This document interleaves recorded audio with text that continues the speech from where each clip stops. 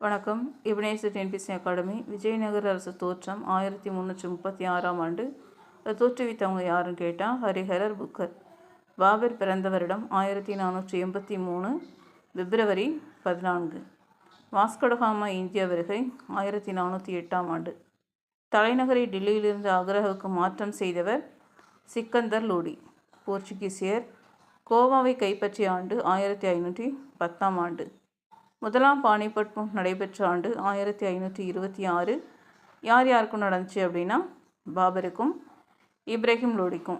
கான்வா போர் நடைபெற்ற ஆண்டு 1527. பாபருக்கும் ராணா சங்காவுக்கும். சந்தேரி போர் நடைபெற்ற ஆண்டு 1528ஆம் ஆண்டு. பாபருக்கும் மெய்தின ராய்க்கும். காக்ரா போர் 1529ஆம் ஆண்டு. பாபருக்கும் முகமது லோடிக்கும். தேங்க்யூ.